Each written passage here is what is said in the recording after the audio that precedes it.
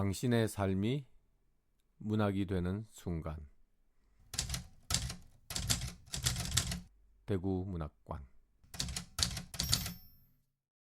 대구문학관 3시의 신간 낭독회 작년에 이어서 올해도 아동문학으로 대구아동청소년문학가협회가 참여하게 되었습니다. 올해는 매월 둘째 주 수요일 3시에 진행이 되는데요. 오늘이 아동문학으로 첫 신간 낭독회입니다. 안녕하세요. 오늘 진행을 맡은 저는 동시를 쓰는 윤별아입니다. 대구아동청소년문학가협회는 2025년 5월 5일에 창립하여서 1년이 채 되지 않았는데요. 도서관을 중심으로 작가와 독자들이 소통할 수 있는 여러 가지 사업을 활발히 펼치고 있습니다. 문학은 쓰일 때 태어나고 읽힐 때 숨을 쉰다고 하는데요. 올해도 협회의 멋진 활동을 기대합니다. 오늘 우리가 낭독할 첫 번째 책은 추수진 작가의 뻔뻔한 황금털이 말했습니다 입니다. 이 책은 2025년 11월 6일에 문학동네에서 출간된 책인데요. 2026년 경남 독서 한마당 저학년 도서로 선정이 되었고요. 어린이 도서연구회 추천 도서로도 선정이 되었습니다. 먼저 저자 소개를 하겠습니다. 추수진 작가는 부산에서 바다를 보며 자랐고 어린 시절에 이야기 속으로 빠져들면서 책도 바다라는 것을 깨달았다고 합니다. 2016년 동시로 제13회 동서문학상을 수상했고 2017년 MBC 창작동화 대상을 수상하여서 동화작가의 길에 들어섰습니다. 단편동화로 휘바람 친구로 제8회 정채봉 문학상을 수상하셨는데요. 2021년에는 동시집 책 알리르기로 목일신 아동문학상을 수상했습니다. 네, 정말 훌륭한 작가님의 책을 소개하게 되었는데요. 인사 나누도록 하겠습니다. 안녕하세요. 네, 안녕하세요. 윤별아 선생님. 반갑습니다. 네, 추수진 작가님은 경기도 소재 대안학교에서 아이들을 가르치시기도 하셨다는데요. 그 이야기를 듣고 싶습니다. 네, 경기도 양주에 있는 체리티 크리스천 스쿨에서 지난 15년 동안 초등학생들을 가르쳤어요. 지금은 대구로 내려온 지 2년이 좀 넘었는데요. 아직도 아이들의 얼굴이 눈에 아른거립니다. 제자들이 지금도 편지를 보내오곤 하는데요. 학생들을 가르치면서 정말 좋았던 시간이 온책 읽기를 하고 다양한 글쓰기를 했던 국어 시간이었어요. 함께 글쓰기를 하다가 제자들과의 관계가 더 끈끈해지고 서로 이해하는 마음이 깊어지는 걸 느꼈어요. 그러다가 나도 써봐야겠다 하면서 뒤늦게 글을 쓰기 시작했습니다. 네, 15년이라면 꽤 긴 시간을 보내셨는데요. 네, 그곳의 경험이 아동문학을 하는데 큰 바탕이 되셨겠다라는 생각이 듭니다. 작가님은 2016년 동시로 시작해서 대단한 수상 경력을 볼 수 있는데요. 어릴 적부터 문학 소녀였을 것 같은 생각이 듭니다. 맞나요? 네, 맞다고 해야 될 것 같습니다. 저는 어릴 때부터 정말 책 읽는 것을 좋아했어요. 어렸을 때 엄마한테 들은 잔소리가 책 좀 그만 읽어라 였어요. 제가 조용하고 말이 별로 없는 편이었는데요. 그래서 사춘기도 책 속에 빠져서 보냈거든요. 근데 책이 정말 제게 좋은 친구가 되어 주었어요. 요즘에는 책 말고도 우리의 관심을 끄는 것이 정말 너무나 많은데요. 그래도 어린이들이 책을 가까이 하면서 책이 좋은 친구가 되어준다는 것을 마음으로 느꼈으면 하는 바람입니다. 네, 보통 가정에서 책 좀 읽어라 소리가 일반적으로 많은데요. 네. 네, 책 좀 그만 읽어라 했으니까 네, 얼마나 착한 딸이었을까 이렇게 생각이 들기도 합니다. 네, 책이 가장 좋은 친구셨으니까 자연스럽게 작가가 되신 것 같습니다. 자, 그럼 본격적으로 오늘 읽을 책 뻔뻔한 황금털이 말했습니다에 대한 이야기를 나눠보겠습니다. 네, 먼저 표지 그림부터 살펴볼까요? 네, 한 아이가 문을 열고 있네요. 네, 주인공이겠죠? 문을 여는 순간에 바람처럼 어떤 기운이 밖으로 빠져나오고 있습니다. 네, 문 안에는 과연 무엇이 있을까? 이 책을 처음 만난 독자들은 궁금하게 생각하는 그런 그림입니다. 이 책은 저학년 추천 도서로 총 89페이지로 8장으로 구성되어 있는데요. 예, 책에 대한 출판사 서평도 읽어보겠습니다. 낯선 동네로 이사온 하준이는 심심함에 괜히 축구공을 뻥 찬다. 날아간 공을 쫓아간 창고 안에는 웬 소원 수첩이 떨어져 있다. 들뜬 마음으로 수첩을 열자 대뜸 금빛털의 생쥐, 황금털이 나타나 말한다. 드디어 내 수첩이 열렸군. 자, 이제 내 소원을 들어줘. 소원을 이뤄주는 수첩인 줄 알았는데 소원을 들어줘야 하는 수첩이라고? 소원을 들어준다는 엄청난 일을 과연 하준이가 해낼 수 있을까? 네, 유영진 작가님의 추천글도 있네요. 한번 읽어보겠습니다. 새로운 환경에 놓인 어린이의 외로움이 새로운 친구와 알아가는 설렘으로 바뀌는 마법 같은 이야기다. 현실의 어린이가 충분히 공감할 법한 소소한 일상의 문제를 던져주어 해결하게 하고 성장에 이르게 하는 점이 미도운 작품이다 라고 해주셨습니다. 이 동화의 주인공은 낯선 동네로 이사간 2학년 하준이죠. 작가님, 이 동화를 쓰게 된 계기나 어떤 경험들이 있는지 궁금합니다. 네, 저는 어렸을 때 이사를 많이 다녔어요. 그러다 보니 전학도 하게 되었는데 새로운 곳에서 친구를 사귀는 것이 좀 어려웠어요. 근데 제가 학생들을 가르치다 보니 아이들 역시 가장 큰 고민 중 하나가 친구를 사귀는 것이더라고요. 그런 아이들을 보면서 하준이를 떠올리게 됐어요.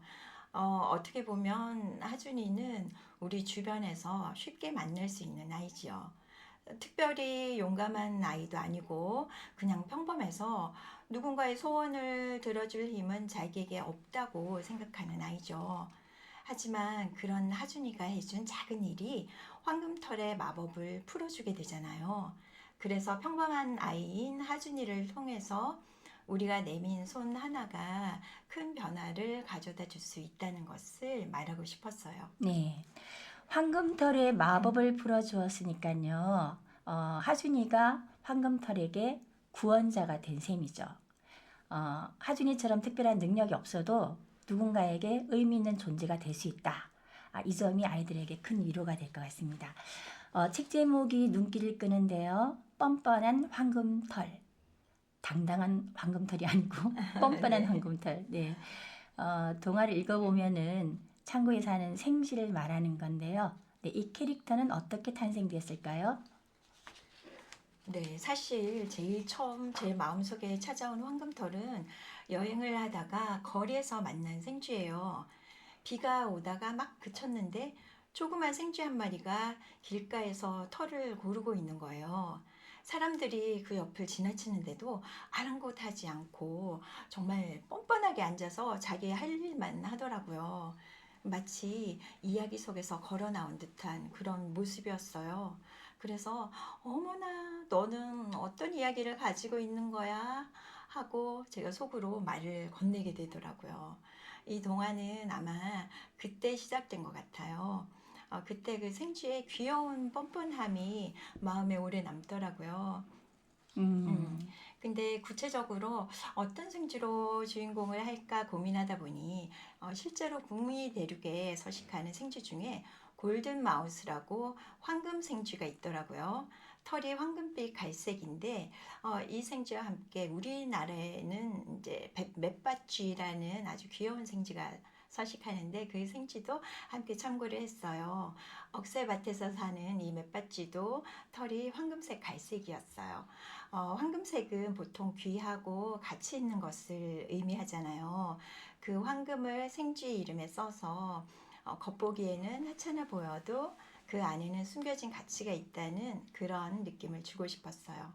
그리고 부탁을 하면서도 당당한 태도의 황금털을 나타내려고 뻔뻔한이라는 단어를 이름 앞에 붙이게 되었어요. 제목을 보고 뻔뻔한 황금털이 뭐라고 말했지? 하는 궁금증을 가지고 질문을 던지며 이야기 속으로 들어오기를 바라는 마음도 있었고요. 네, 실제로 황금생쥐가 있군요. 저는 갑자기 그 하멜른의 피리 부는 사랑에 나오는 뒤로 추정되는 레밍이라는 나그네지가 아, 떠올랐습니다. 네. 제목 하나, 캐릭터 하나에 만드는데도 이런 실제 조사와 작가의 고민이 있다는 것을 알 수 있었네요. 그런데 이 황금털이라는 캐릭터에 대해서 좀 더 이야기를 나눌까 합니다. 황금털이 조금 독특해요. 독자의 예측을 벗어나죠. 계속 반전을 거듭하고 새롭게 이야기를 이끌어 가는데요. 예를 들자면 소원을 들어주는 게 아니라 들어달라고 하고, 소원을 들어주는데 그 소원들이 모두 하준이를 위한 것이고, 그래서 그 2학년 하준이가 황금털 덕분으로 손톱을 스스로 깎게 되고 고등어를 먹게 되고, 또 심심한 하준이가 같이 공놀이 해주는 친구가 생기게 되고, 이런 반전 같은 장면들이 정말 재미있습니다. 네, 이 황금털에 대해서 작가님의 이야기를 듣고 싶습니다. 네, 보통 이야기에서는 누군가가 나타나서 주인공의 소원을 들어주잖아요. 그걸 한번 뒤집어 보면 어떨까 하는 생각을 하게 되었어요. 내 소원을 들어주는 게 아니라 내가 소원을 들어줘야 한다면 어떨까? 그래서 소원을 들어달라고 조르는 존재로 황금털이 등장하는데요. 황금털은 처음에는 요구도 많고 까다롭고 자기 취향이 분명하죠. 그런데 황금털은 하준이와 다르지만 또 닮은 점도 많아요. 공놀이 좋아하고 혼자 있어서 외롭고 누군가와 시간을 보내고 싶어 하니까요. 하준이는 황금털의 소원을 이뤄주느라 함께 먹고 놀고 책을 읽고 하면서 조금씩 변화되어 갑니다. 그런데 그건 황금털이 하준이를 일부러 바꾸려고 한 건 아니었어요. 오히려 서로 인정을 해주죠. 그렇게 함께 시간 보내고 서로를 배려하면서 하준이에게 자연스럽게 변화가 일어난 거죠. 그렇기 때문에 황금털이 어떤 모습이든 하준이가 황금털을 친구로 받아들일 수 있었던 것 같습니다. 네, 황금털이 하준이를 일부러 바꾸려고 한 게 아니다. 오히려 서로를 인정해주는 사이였다. 그래서 황금털과 하준이가 다르지만 좀 닮았다라고 또 말씀해 주셨고요. 네, 이렇게 서로 인정해주며 배려하는 친구 사이가 되는데요. 이 책을 재미있게 읽은 아이라면은 황금털 같은 친구가 나한테도 있으면 하는 바람을 가질 것 같아요. 그리고 조금 더 엉뚱한 아이라면 창고 같은 곳을 실제로 막 찾아 헤맬지도 모르겠다는 생각이 네. 들었습니다. 저는 이 책에서 또 창고라는 장소를 이야기 나눠보면 좋을 것 같다고 생각이 들었고요. 동화에서 창고는 판타지가 이루어지는 장소잖아요. 그래서 이 창고라는 장소 설정과 동화에서 판타지에 대한 이야기를 더 자세하게 듣고 싶습니다. 창고라는 곳이 어두컴컴하기도 하고 물건들이 쌓여 있으니까 아이들의 호기심과 상상력을 불러일으키는 곳이 아닐까 싶었어요. 이 책의 처음에 보면 엄마가 집을 청소하는 장면이 나오거든요. 그렇게 집은 정리되고 일상적인 규칙이 있는 공간이라면 창고는 뭔가 잊혀진 것이나 일상에서 벗어난 것들이 모여 있는 공간이잖아요. 비밀이 숨어 있을 수도 있고 예상하지 못한 누군가를 만날 수도 있는 공간이라고 생각했어요. 판타지는 우리 삶에서 그리 멀리 있는 게 아니라 익숙한 삶에서 한 발짝 벗어나는 지점에 있다는 것을 보여주는 것이기도 하고요. 그리고 이 창고는 책의 첫 부분에서는 뒤죽박죽 어지러운 상태였지만 하준이와 황금털이 청소하고 함께 놀고 나중에는 황금털이 그곳에서 살겠다는 선언을 하죠. 버려진 공간에서 관계가 쌓이는 공간으로 점점 바뀌며 어떻게 보면 등장인물과 함께 장소도 변화를 겪게 되는 거죠. 네, 그렇군요. 저는 또 이 책을 읽으면서 그 옛 이야기 속의 장면들이 몇 가지가 떠올랐거든요. 옛 이야기의 재해석? 이런 표현이 맞을까 모르겠습니다. 제가 동화에 대해서 잘 몰라서 질문을 드리는데요. 그 손톱을 깎는 장면과 생지, 그 다음에 소원을 들어주는 수첩, 생지와 고양이, 이런 것들이 어떻게 설정하게 되었는지도 궁금합니다. 네, 윤변아 선생님이 말씀하신 것처럼 이 작품에는 옛 이야기 장면들이 스며 있는데요. 뭔가 살짝 친숙하면서도 동시에 새로운 이야기를 만들어 보고 싶었어요. 황금털이 손톱을 깎으라고 하자 하준이는 손톱을 먹고 사람이 되려나 보다 예상을 하는데 알고 보니 그게 아니었어요.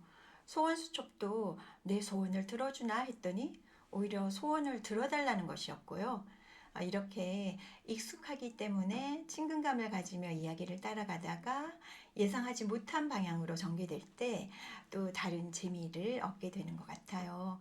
그리고 마지막에 생쥐가 원래 모습으로 돌아갈 때도 당연히 사람으로 돌아온다는 결말이 익숙하지만 그 예상이 깨지게 되죠. 그렇다고 하더라도 겉모습과 상관없이 황금털은 황금털이다. 내면의 모습이 중요하다는 말도 하고 싶었어요. 네. 겉모습과 상관없이 황금털은 황금털이다. 내면의 모습이 중요하다. 라고 하셨습니다. 잘 들었습니다. 작가님은 이 책에서 가장 신경 쓰고 애착이 가는 장면이 있으실까요? 네, 각각 하나씩 뽑아서 읽어보면 어떨까 싶습니다. 제가 뽑은 장면은요, 6장의 마지막 부분인데요. 하준이가 가져다 준 방석에 황금털이 누워서 책을 읽어달라고 하는 장면이었어요. 책을 읽다 보니 황금털이 주인공인 이야기가 되는 듯한 장면. 그 장면이 가장 인상 깊었는데 한번 읽어보겠습니다.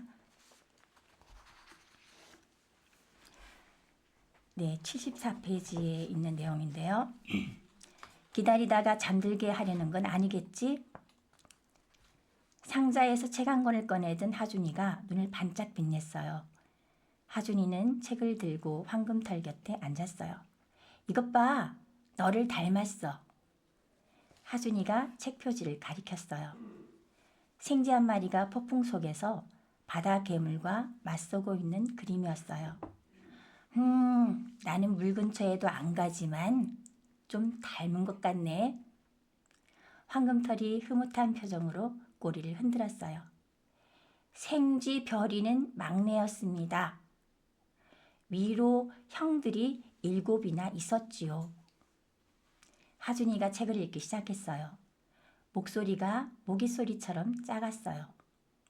잘 안 들려. 크게 읽어줘. 크게 읽은 건데. 하준이가 기침을 몇 번 하고는 좀 더 큰 목소리로 내었어요. 어느 날 별이가 사는 작은 섬마을에 어마어마한 폭풍이 몰아쳤어요.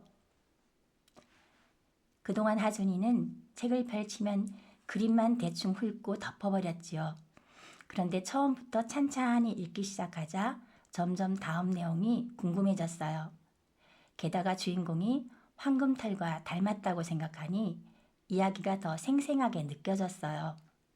주인공과 함께 바다 괴물을 물리치는 모험을 하다 보니 어느새 이야기가 끝나 있었지요. 하준이는 상자에서 책을 또 한 권 집어들었어요. 이 책 어때? 주인공이 축구를 좋아하나 봐. 코르르르, 구르르르르. 그 사이 잠이 든 황금털의 숨소리가 들려왔어요. 숨소리 사이로 하준이가 책장을 넘기는 소리가 사락사락 창고에 울려 퍼졌어요. 네, 이 장면이 굉장히 무슨 장치가 있었나? 이런 생각이 좀 드는 장면이더라고요. 네, 한번 설명을 해주시면 좋을 것 같습니다. 네. 원래 하준이는 책을 싫어하는 아이였어요. 그런데 황금털이 책을 읽어달라고 하니까 처음엔 싫다고 하다가 이 책을 고른 이유가 바로 주인공이 황금털과 닮았다는 이유였죠. 책을 싫어하는 아이가 책과 친해질 수 있는 방법 중 하나가 바로 이렇게 아주 작은 것이라도 나와 관련지어 생각하는 것이라는 걸 살짝 보여주는 장면이에요. 나와 조금이라도 관련을 짓거나 내가 아는 누군가와 관련을 지어서 책에 다가간다면 책과 친해지기가 쉬워진다는 거죠. 네, 자 이번에는 작가님이 뽑은 장면을 한번 읽어주시고 또 설명해 주시면 좋겠습니다. 네, 저는 65쪽에 네모난 소원 읽어보겠습니다. 세 번째 소원을 말해봐. 하준이가 황금털을 재촉했어요. 황금털이 수첩을 넘겨서 하준이 쪽으로 밀었어요. 수첩에는 커다란 네모 하나가 그려져 있었어요. 하준이가 인상을 잔뜩 쓰며 네모를 이리저리 들여다보았어요. 글쎄, 뭘 말하는지 잘 모르겠는데. 하준이 내가 모르는 게 당연해. 이건 여러 가지 의미가 있는 아주 중요한 네모거든. 이 네모가? 하준이가 고개를 갸웃거렸어요. 그냥 네모가 아니야. 이건 집이야. 네모나고 커다란 집. 내가 마음 놓고 살 수 있는 집. 황금털이 꿈꾸듯 말했어요. 집? 집을 어떻게 줘? 내 집이 어딘지도 모르는데 찾아줄 수도 없고 내가 집을 지어줄 수도 없고. 걱정 마. 이건 방이기도 해. 네모나고 아늑한 방. 내가 자유롭게 놀 수 있는 방. 방?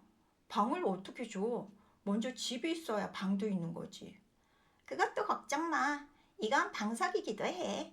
네모나고 폭신폭신한 방석. 위에 올라앉으면 너무 포근해서 단번에 쿨쿨 잠들어 버리는 방석. 그 소원이라면 하준이가 들어줄 수 있었어요. 공부할 때 앉으라고 엄마가 사주신 네모난 방석이 있거든요. 황금털이 잠이 오는 듯 바닥에 엎드리며 반쯤 감은 눈을 깜빡였어요. 방석은 큰 걸로 부탁해. 혹시 알아? 내 키가 너보다 더 클 수도 있잖아. 네. 네. 아유, 어. 우리 작가님이 글도 잘 쓰시지만 네, 읽기도 아주 재밌게 잘 읽으시네요. 네. 네, 감사합니다. 네. 네, 이 장면에서는 음. 황금털이 처음에는 집을 원했지만 사실 황금털이 진짜로 원했던 건 크고 거창한 집이 아니라 누군가의 곁에 앉을 수 있는 자리, 함께 할 수 있는 작은 공간이었어요. 그리고 황금털이 일방적으로 이걸 해줘 라고 우기는 게 아니라 하준이를 보면서 얘가 할 수 있는 게 뭘까? 라고 속으로 고민하며 소원을 슬그머니 바꾸고 또 바꾸는 모습이 황금털의 착한 뻔뻔함을 보여주는 장면이라고 생각합니다. 네, 황금털이 참 지혜롭다고 생각됩니다. 아, 정말 저도 이런 친구 하나 있었으면 좋겠습니다. 네, 이 책은 어린이는 어린이대로, 어른은 어른대로 또 다르게 읽힐 것 같습니다. 작가님은 이 두 독자에게 어떤 메시지를 주고 싶으신가요? 네, 이 책에서 혼자여서 외롭던 하준이가 황금털을 만나는데 둘은 너무 다르지만 또 친구가 되잖아요. 하준이와 황금털이 공놀이하는 장면을 보면 하준이가 처음에는 자기만 생각하고 축구공을 가지고 와요.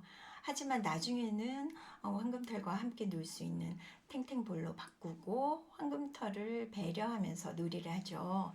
이런 내용을 통해서 어린이 독자들에게 나와 다르더라도 서로의 모습을 인정하고 조금만 배려하는 마음을 가진다면 친구가 될 수 있다는 말을 전하고 싶었어요.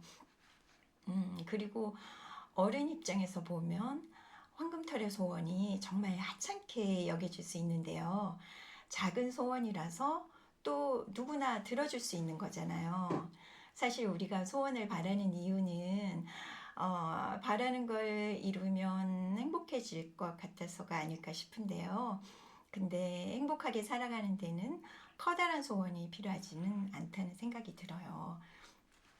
작은 소원들이 일상에서 하나씩 이루어질 때 그게 바로 행복이 아닐까 싶습니다.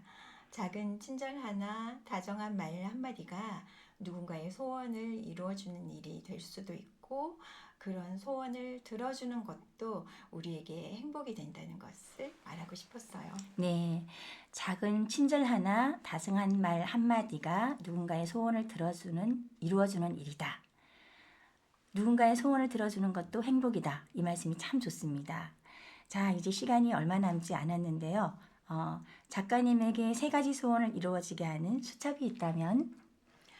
네, 저도 아마 그림으로 그릴 것 같아요. 저도 황금털 좀 따라쟁인가? 네모 그림을 저도 그리고 황금털처럼 뻔뻔하게 말하는 거죠. 이건 이야기가 술술 써지는 노트북이야. 이건 내가 쓴 진짜 재미난 책이야. 그리고 이건 책을 읽고 감동한 독자가 보내온 편지야. 뭐 이렇게요. 그런데 이 책 쓰면서 소원 수첩이 없어도 사실 우리 곁에는 이미 내 작은 소원을 들어주는 사람들이 있구나. 그리고 우리도 누군가의 작은 소원들을 들어주면서 살아가고 있는지도 모르겠구나 하는 생각을 하면서 감사하는 마음이 많이 들었습니다. 아, 정말 좋은 말씀입니다. 내 작은 소원을 들어주는 사람들, 지금 이 시간에도 바깥에 그런 분들과 함께하고 있는 것 같아서 행복합니다. 네, 앞으로 어떤 글을 쓰고 싶으신가요? 네, 다음 책은 동시집이 될 것 같습니다. 지금 자음과 모음 출판사에서 진행을 하고 있고요. 앞으로도 동화든 동시든 마음을 따뜻하게 해주는 이야기를 쓰고 싶어요. 살아가다 보면 혼자인 것 같아 외롭고 이해받지 못한다고 느끼는 그런 순간들이 있잖아요. 그런 마음을 외면하지 않고 그 안을 들여다보는 이야기. 읽고 나면 아, 나만 그런 게 아니구나 하면서 위로와 용기를 얻을 수 있는 그런 글을 쓰고 싶어요. 네, 다음 동시집 발간을 미리 축하드리고요. 또 쓰고 싶으신 작품들을 앞으로도 많이 쓰시길 응원드립니다. 네, 오늘 추수진 작가님과의 이야기는 여기서 마치도록 하겠습니다. 네, 안녕히 들어가세요. 네, 마지막 혹시 감사합니다. 남기고 싶은 이야기 있으시면? 네, 긴 시간 재밌게 들어주셔서 감사드립니다. 오늘 진행해주신 윤별아 선생님께도 감사드립니다. 네, 감사합니다. 네. 네. 대구문학관 3시의 신간 낭독회 2026년 4월 아동문학으로 첫 낭독회를 열고 있습니다. 오늘 2부 두 번째 신간 소개는 이무희 시인님의 말꽃이 맘꽃이입니다. 이무희 시인님은 2012년 수필로 등단하여 기억의 저편, 맨발로 등 여러 편의 책을 출간하셨고요. 다시 사는 인생이라는 이북도 6권이나 출간을 하셨습니다. 아동문학으로는 2022년 아동문학 세상에 동시로 등단해서 언제나 깔깔깔, 알아서 척척에 이어 작년 11월 세 번째 동시집 말꽃이 맘꽃이를 출간하셨습니다. 먼저 시인님과 인사 나눠보겠습니다. 안녕하세요. 네, 안녕하세요. 사람과 일상을 이야기로 풀어내고 있는 임우희입니다. 네, 환영합니다. 네, 반갑습니다. 수필도 쓰시고 동시도 쓰시고 또 여러 권의 책을 내셨으니까 오늘은 호칭을 작가님으로 불러보겠습니다. 괜찮으세요? 좋습니다. 네. 네, 하시던 사업 정도 정리하시고 은퇴하셨다고 들었는데요. 은퇴 후에 어떻게 지내시는지 궁금합니다. 요즘은 예전보다 조금 더 여유 있게 지내려고 노력하고 있습니다. 바쁘게 살아온 시간들 덕분에 지금은 주변을 돌아보고 사람들과의 시간을 더 소중히 여기게 되었고요. 일상 속에서 작은 것에서 감사하면서 차분하게 보내고 있습니다. 네, 비가 와서 벚꽃이 화르르 지고 말았잖아요. 맞아요. 네, 또 다른 꽃이 피겠지만 네. 꽃피는 봄날 꽃놀이는 많이 다녀오셨을 것 같은데 어떻습니까? 네, 노니까 더 바쁜 것 같았어요. 그렇죠. 네, 최근에는 봉사단체를 통해 중국 상하이에 다녀왔습니다. 제가 생각보다 중국에 갔더니 자율주행차가 상하이 시내에 2만 대가 넘는다는 이야기를 듣고 참 많이 놀랐습니다. 네. 이렇게까지 빠르게 변하고 있구나 하는 생각이 들었습니다. 그런데 한편으로는 또 동체, 서체 상하이 시내 안에를 둘러보면서 아주 오래된 고대의 느낌도 함께 받을 수 있었는데요. 한 도시 안에서 미래와 과거를 동시에 보는 듯한 경험이었습니다. 발전된 도시 모습과 네네. 또 한쪽에는 아주 오래된 고대. 네. 그리고 이제 며칠 전에는 제가 금호강 벚꽃길에서 맨발 걷기 행사가 있었습니다. 저는 한 2년쯤 된 것 같은데 걸어오면서 이번에는 2,000차를 넘기게 되어 축하도 받고 제 이야기를 나눌 수 있는 기회도 있었는데요. 걷는 시간이 쌓이면서 제 삶도 함께 쌓여왔다는 생각이 들었습니다. 그래서 요즘은 도시가 쌓아온 시간과 제가 걸어온 시간이 어딘가 닮아있다는 느낌도 받을 수 있었습니다. 네, 아주 건강하게 멋지게 봄날을 잘 보내고 계시는데요. 이제 저는 이번에 이무희 작가님 수필집과 동시집을 받았잖아요. 네. 그래서 읽어보면서 야, 이분은 대단한 기록가시구나 했어요. 네, 대단히 성실하시며 인생을 하루도 허투루 산 분이 아니시구나라는 걸 느꼈습니다. 대단하세요. 아유, 감사한데 제가 그래 대단해서라기보다는 제가 좀 부족하다 보니까 하루하루를 놓치고 싶지 않아서 기록해 온 것 같습니다. 네, 팔남매 맏며느리로 결혼을 하셨고 김치를 100포기씩이나 담으시면서 대가족을 이끄셨고요. 또 사업장까지 운영하셨고 바쁜 중에도 학구열로 영어와 컴퓨터를 배우러 다니셨고 또 책까지 여러 권을 내셨으니 뭐라고 표현해야 할까요? 정말 교과서처럼 반듯한 분이시구나. 누구나 본받을 만한 삶을 사신 것 아닌가 하는 생각이 듭니다. 네, 작가님이 생각하는 이무희. 이무희는 어떤 사람일까요? 제가 생각해 보니까 나는 아직 배우는 중이며 지나온 시간을 돌아보며 감사하려고 그냥 애쓰는 사람이 아닐까 이 정도 생각하고 있습니다. 고생한 이야기도 많이 제가 읽었는데 그렇게 긍정적인 생각을 가지신 분이시군요. 저는 자랄 때 환경이나 경험들이 오늘의 이무희 작가님을 있게 한데 크게 영향을 미쳤다고 생각합니다. 네, 부모님은 어떤 분이셨을까요? 또 작가님의 어릴 적 이야기도 궁금합니다. 아, 예. 네, 저는 어린 시절의 환경이 지금의 저를 만든 가장 깊은 뿌리라고 생각하고 있습니다. 아버지는 어린 나이에 부모님을 여의시고 16세 가장이 되어 동생 넷을 돌보며 살아오신 분이셨습니다. 어머니는 그런 아버지를 늘 안타깝게 여기셨고 그 마음이 일상에 조용히 스며 있었습니다. 저는 외갓집 가까이에서 자라며 외할머니와 외삼촌, 외숙모님들과도 한 가족처럼 지냈습니다.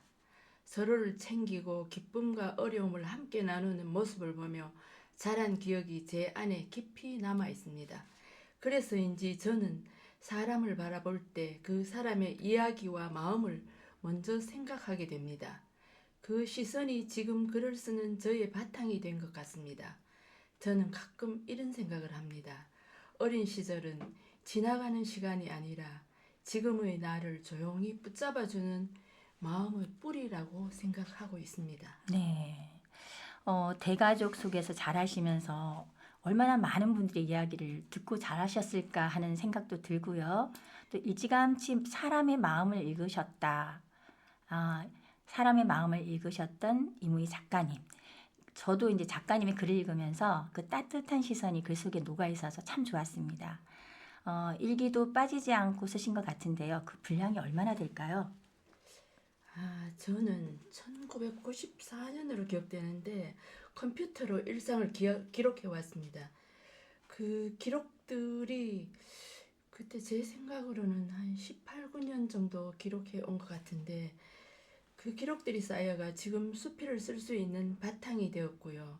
그리고 또 2006년도부터는 제가 블로그는 공짜라서 블로그의 사진과 함께 그 일상 매일매일 그 하루도 똑같은 일이 없는 그 하루를 기록하고 싶어서 그 꽤 오랜 시간의 삶의 기록으로 사진으로 차곡차곡 담겨 있는데 아마 올해로 21년쯤 된 것 같습니다. 네. 꽤 오랜 시간을 꾸준하게 써 오셨네요. 네. 자, 이제 그럼 신간 말꽃이 맘꽃이를 읽어보도록 하겠습니다. 출판사에서 제공하는 추천 글은 이렇습니다.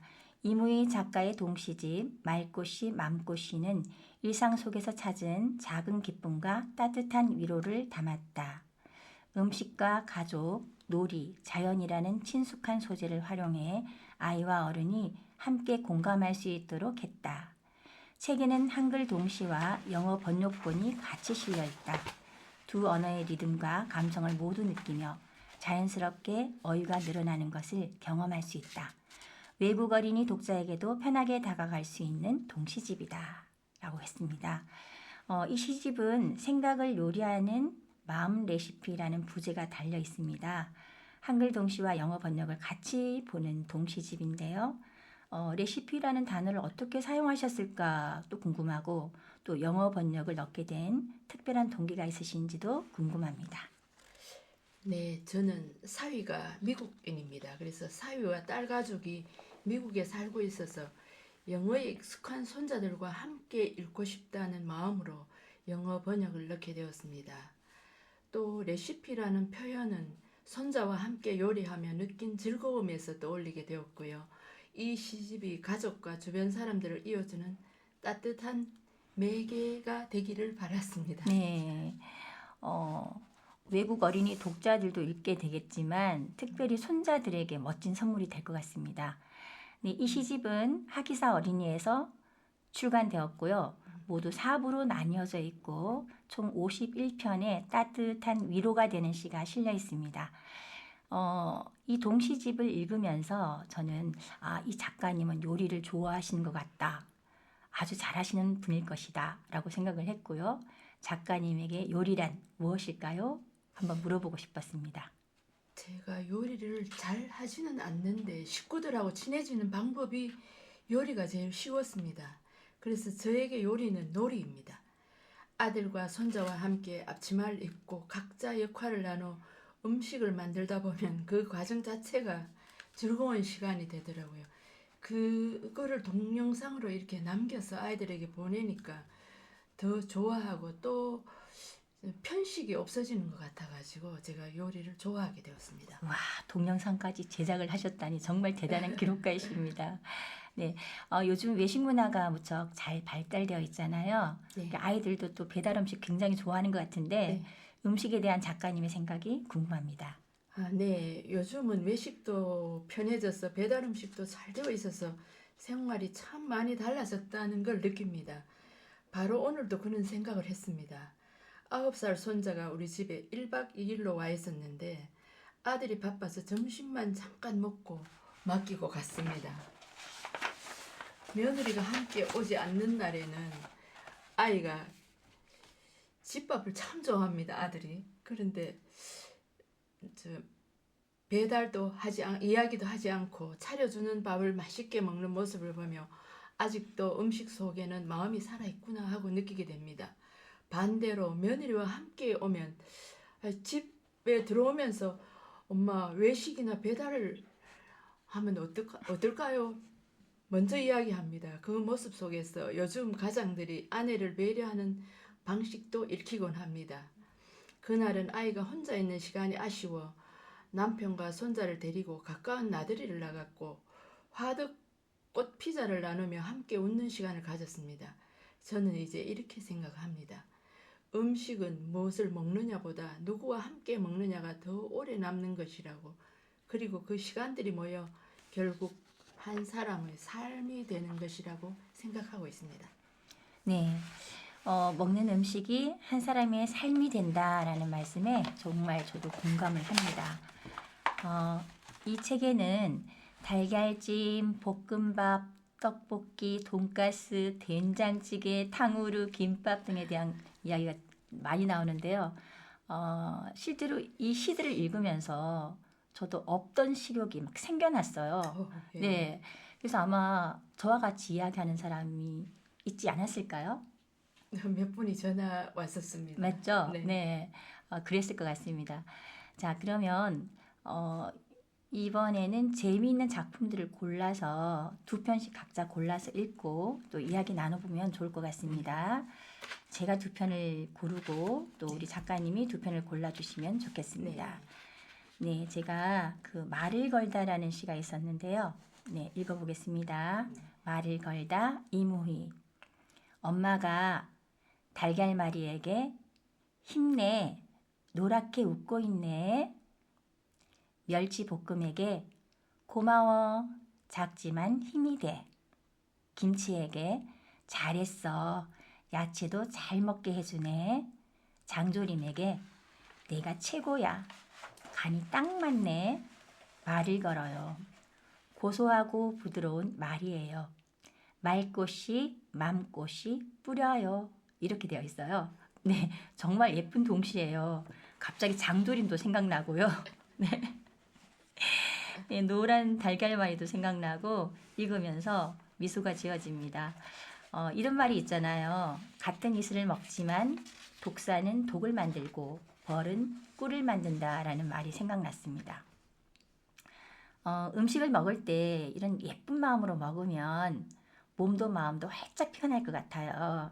네, 이런 마음 가지고 요리하시는 작가님은 늘 행복하실 것 같은데 어떠세요? 늘 행복하려고 합니다. 말과 마음은 씨앗이라고 생각합니다. 작은 한마디가 누군가에게 심어져 따뜻하게 자라나길 바라는 마음으로 썼습니다. 네, 실제 요리를 하시면서 즐겁고 아이들과 있었던 에피소드는 없을까요? 네, 아이와 함께 요리했던 기억 중에 지금도 떠올리며 웃음이 나는 일이 하나 있습니다. 네, 저 냉장고에 우유가 있었는데요. 우유가 2팩 남아 있었는데 마침 제 손자 이름이 시훈이입니다. 시훈이가 놀러 왔습니다. 그래서 장난스럽게 제가 말했습니다. 시훈아, 우리 우유도 마술 한번 해볼까? 그래서 아이가 눈을 반짝이며 와 해봐요 하고 주방으로 달려왔습니다. 그래서 제가 냄비에 우유를 붓고 불을 올린 뒤에 소금 2꼬집 넣어볼까 하니 작은 손으로 조심스럽게 집어넣었습니다. 버터를 넣고 저어야 할 때는 의자를 끌어와 올라서서 나무 주걱을 꼭 쥐고 넘을까봐 조심조심 저어가며 하는 모습이 참 진지했습니다. 우유는 점점 노르스름하게 변하고 되식하게 연유처럼 변해갔습니다. 그 과정을 지켜보며 아이가 말했습니다. 할머니 진짜 마술 같아요. 그 한마디에 그날의 주방이 더 따뜻해졌습니다. 완성된 것을 냉동실에 넣어 잠시 식혔다가 코코아 가루를 넣어 함께 반죽하고 다시 붙인 뒤에 꺼내어 작은 조각으로 나누어 선물처럼 포장까지 했습니다. 그날 우리는 초콜릿을 만들었다기보다는 함께 시간을 만들었던 것 같습니다. 네, 요리로 향긋한 시간을 만든 셈이네요. 네, 정말 마술입니다.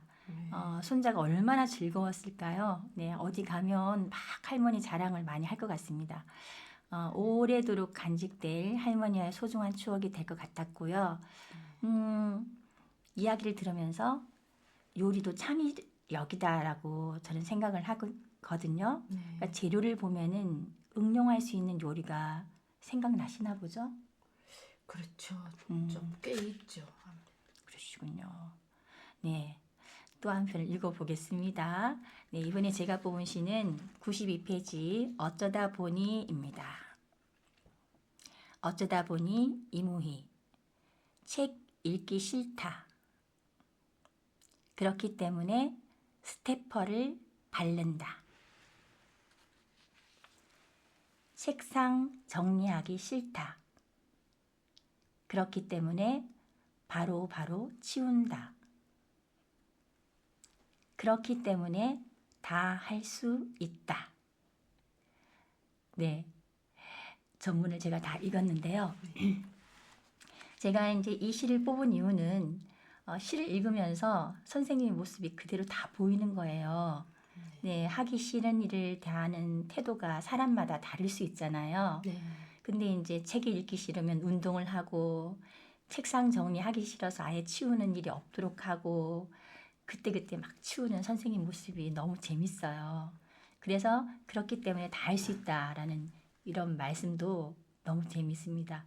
그 많은 활동을 하시면서도 작가로서의 길을 걸어오신 것도 바로 이러한 모습 때문이 아닌가 하는 생각이 들어요. 네, 맞는 것 같기도 합니다만 저는 하기 싫은 마음이 들 때 오히려 작은 것부터 움직여 보려고 했던 것 같습니다. 그렇게 하나씩 하다 보니 결국은 쌓이고 쌓여서 지금의 글쓰기까지 오게 된 것 같은 생각이 듭니다. 네. 자, 이번에는 작가님이 추천하는 시 2편을 만나볼까요?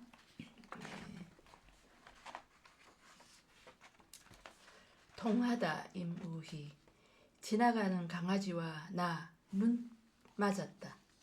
내가 풀쩍 뛰니 따라서 풀쩍 지켜보던 주인도 풀쩍 약속이나 한 듯 셋이서 풀쩍풀쩍. 네. 요 이야기 속에는 시 속에는 어떤 이야기가 숨어 있을까요? 제가 근무하던 중에 귀여운 강아지가 창 밖에서 저를 가만히 들여다보고 있었습니다. 장난스럽게 제가 풀쩍 한번 뛰어봤더니 강아지가 따라 뛰는 것이었습니다. 그래서 다시 풀쩍풀쩍 뛰어보니 이번에는 강아지 주인까지 웃으며 함께 따라했습니다. 그 짧은 순간이 참 즐겁고 따뜻하게 느껴져 그 기억이 풀쩍풀쩍이라는 시로 이어지게 된 것 같았습니다. 네. 정말 짧은 순간이지만 잘 통했나 봅니다. 이럴 때 있죠. 네. 네. 하루 종일 잊혀지지 않고 이런 순간이 네. 네. 그 순간이 또 시로 꽃을 피운 것 같습니다. 두 번째 시는요. 주인공이라는 시인데요. 주인공 임우희. 베란다 한쪽 구석에 버려진 꼬마 다육이 한 겹, 두 겹 푸른 잎 펼치더니 어느 날 식탁 위에 올라와 노란 웃음 짓고 있다. 우리 집 중심이 되었다. 이건 네. 다 말라 죽은 줄 알고 버려두었던 다육이 있었습니다. 네. 오랜 시간이 지난 뒤 우연히 구석에 봤더니 뾰족하게 새잎이 올라오고 있었습니다. 혹시나 하는 마음에 물을 조금씩 주었는데 어느 날 노란 꽃이 피었습니다. 그 모습을 보고 식탁 위에 올려두었고 그 다육은 어느새 그 자리의 주인공이 되었습니다. 그 모습이 마치 제 마음을 닮은 것 같아 주인공이란 시로 이어지게 되었습니다. 네. 이 시를 들어보니 작가님 댁에는 식물들도 잘 자라고 있을 것 같은데요. 혹시 어떤 식물이 있을까요? 식물이 있는데 어떤 식물은 한 30년 넘게 된 것도 있는데 제가 그리 부지런한 편이 아니라서 오래되니까 죽지 않더군요. 그리고 다육이 많은 거는 다육은 게을러도 되기 때문에 한 물 조금씩 주고 오래오래 있어도 죽지 않더라고요. 그래서 아마 저 식물도 저를 닮아서 좀 게을러도 잘 자라도록 되지 않았나 이런 생각이 듭니다. 네, 대단하십니다. 저희 집에도 다육이는 있는데 선생님 집 다육이랑 좀 다를 것 같아요. 네, 다시 책의 앞으로 가서 작가의 말을 한번 읽어볼까 합니다. 네. 선생님 목소리를 한번 들어보면 어떨까 하는 생각이 드는데 괜찮으시겠어요? 네. 이거 한번 제가 펼쳐놨습니다. 네, 책을 내면을 한번 읽어봐주세요. 책을 내며 은퇴라는 삶의 전환점 앞에 서니 저를 여기까지 이끌어준 모든 날들이 고맙게 다가옵니다. 힘겨웠던 순간도 있었지만 다시 일어나 길을 걸을 힘을 얻었고 아픔을 지나며 살아내다 보니 오늘 이렇게 건강하게 숨쉬고 있다는 사실이 얼마나 큰 축복인지 새삼 깨닫습니다. 세상에 감사합니다. 저를 끝까지 지켜준 가족들에게 감사합니다. 기쁨과 슬픔을 함께 나누어준 친구들에게도 깊은 고마움을 전합니다. 그리고 무엇보다 언제나 제 곁에서 묵묵히 동행해준 남편에게 가장 깊은 감사와 사랑을 바칩니다. 당신이 있었기에 오늘의 제가 있습니다. 이 동시집은 저의 작은 고백이자 감사의 노래입니다. 삶의 흔적을 따라 적은 시어들이 누군가의 마음에 잔잔한 울림이 되어 앞으로의 길에도 빛으로 남기를 소망합니다. 2025년 10월 인물입니다. 멋지십니다. 네, 책을 낼 때마다 작가들은 그 느낌이 좀 다를 것 같습니다. 특히 이제 말꽃이, 망꽃이는 은퇴라는 삶의 전환점에서 묶어내신 책이라서 그 감흥이 다를 것 같은데요. 어떠셨는지. 또 수필을 쓰시다가 아동문학으로 동시를 쓰시게 되셨는데요. 수필과 동시가 시인님께 어떤 차이의 기쁨을 주었는지도 궁금합니다. 책을 낼 때마다 다르지만 이번 말꽃이 망꽃이는 제 삶의 한 시기를 정리하는 마음이어서 더 조용하고 깊은 마음속에 울림이 있었습니다. 제 생각에는 수필은 지나온 삶을 돌아보며 쓰는 기쁨이 있다면 동시는 더 맑고 순한 마음으로 지금의 감정을 바로 표현할 수 있다는 기쁨이 있다고 생각합니다. 그렇군요. 네. 자, 그러면 에필로그를 이제 제가 한번 읽어보겠습니다. 아, 너무 멋져요. 이 문장이. 이 책은 끝났지만 내 삶의 노래는 계속됩니다. 나는 여전히 하루를 기록하고 동심의 눈으로 시를 쓰며 감사와 웃음을 안고 살아갈 것입니다. 이 마지막 장을 덮는 당신의 삶에도 작은 기쁨과 따뜻한 위로가 함께 하시길 바랍니다. 네, 여운이 남는 글이죠. 네, 앞으로 어떤 시간으로 삶을 채워가고 싶으신지 또 벌써 시작하고 계신 일들이 있으신지 궁금합니다.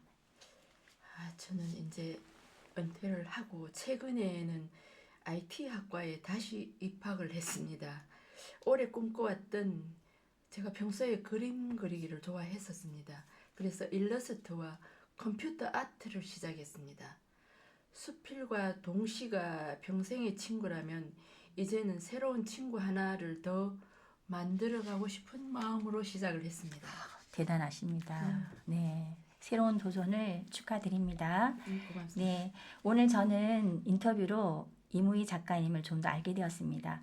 흔히 특별한 영감이 번뜩여야만 작품을 쓸 수 있다고 생각하기 쉽지만 우리 이무희 작가님의 비결은 화려한 재능이 아니라 묵묵한 성실함으로 빚어진다는 것을 누구보다 잘 아셨던 분인 것 같습니다. 감정의 파도에 휩쓸리지 않고 묵묵히 자신의 속도대로 노를 젓는 이무희 작가님, 앞으로도 멋진 행보 이어나가시길 바라겠습니다. 오늘 좋은 말씀 나눠주셔서 감사합니다. 고맙습니다. 네. 수고하셨습니다. 네.